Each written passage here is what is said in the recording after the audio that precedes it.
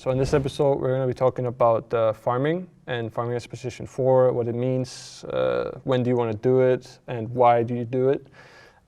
Most of the time when you play position 4 and your team is farming, you don't want to be farming as well just to do it. You want to do it with a purpose, which means if your team is farming, you want to be pushing out a specific wave that's dangerous for your team to push out, so you get information, or you might be farming so you can get a timing so that your team can fight. And in this time, where you're farming or where your team is farming, there's a term for it that we use. It's called downtime. It's basically when your entire team, 5 members, you're not ready to fight the other team. You don't really want to actively search for like a big engagement because you're not ready.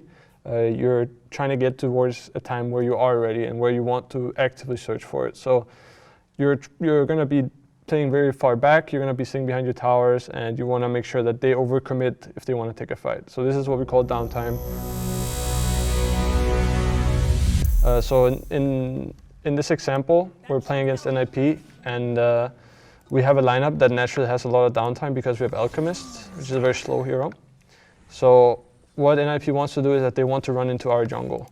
And you can see here, already at this point, this Ember is already in our jungle, and we're not on their side of the map at all. They have free farm all of this.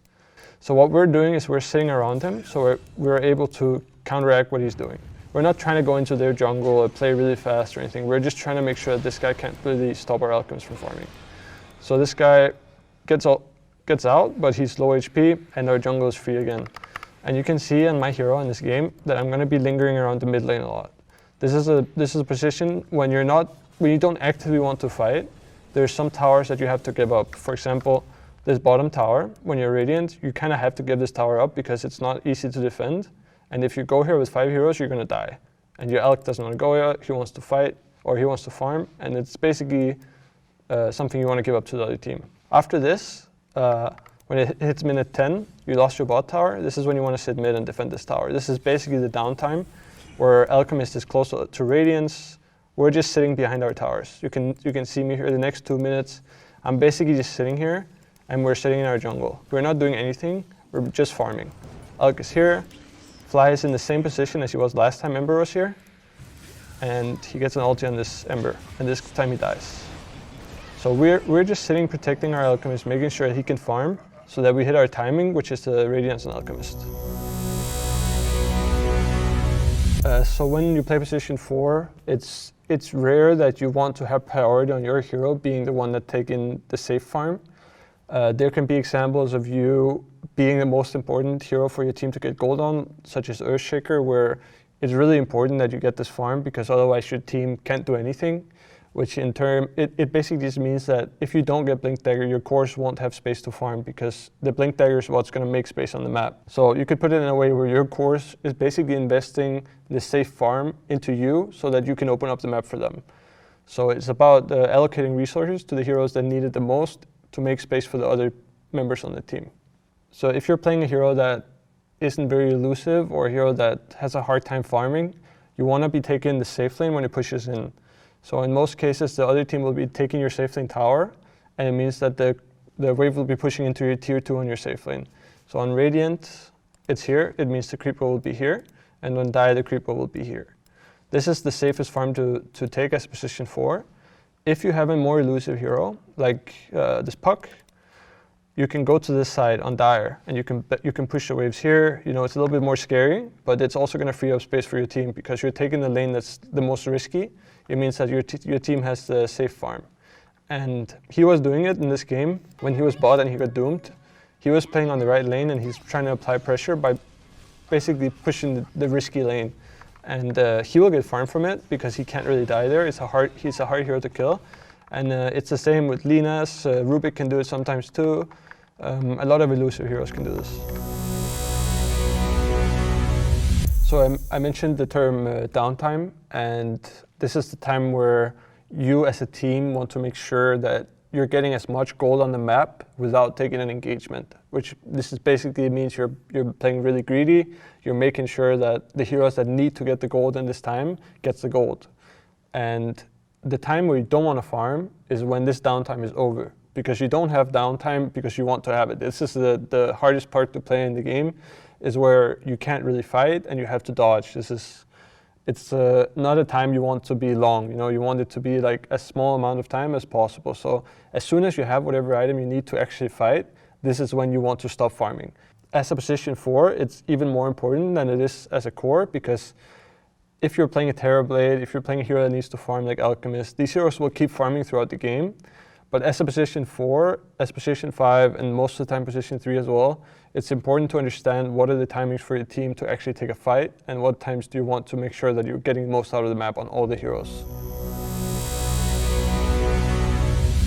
So a good thing to think about when you're position 4 in general is that you don't want to be farming for nothing, which means that when your team is taking a lot of downtime, when you're just farming, you're not really doing much active, you want to understand why you're doing it. You don't want to just do it because one guy wants to farm a lot. You need to understand that in Dota, as long as you have the option to do something, you should do it. So obviously, if you can't do anything, if you have downtime for a reason, that's fine. You're trying to get to some time where you can actually fight. Maybe you need Blink Dagger, maybe you need some team fighting items. But as soon as you get those items, you need to make sure that you're active. You need to make sure that your cores, the ones that are responsible for playing with you, are also ready at that time. So if you're the one who's getting the Blink Dagger, it's your responsibility to make sure that before you get the item, that your team is ready to go. So when you have a lot of downtime on your team, it's important to understand that most core players, they want to get as much gold as possible, and they're not pushing waves to get information. But when you play position 4, the reason why you push waves, not to farm, is because you want to get information for your cores to be able to farm. So when you push in a lane, it forces the other team to show on that lane. At some point, the creep wave is going to go into their tower, or it's going to reach a point where the wave is too big for some core not to farm it. And the reason why you do it is because you want to make sure that your core can farm more.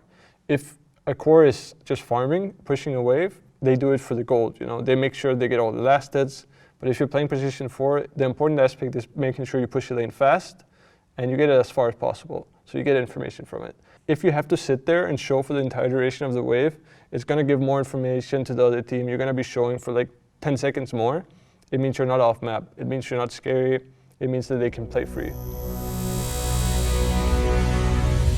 So if you're playing position 4, most of the time your role is not to carry the game. You might have some heroes that are very impactful, but at the end of the day, you want to have a core get all the gold funneled into him so he can win you the game, be your win condition. That means that if you're farming neutrals, it does something on the map where your core has less farm. First of all, it means your lanes are going to be pushing into you.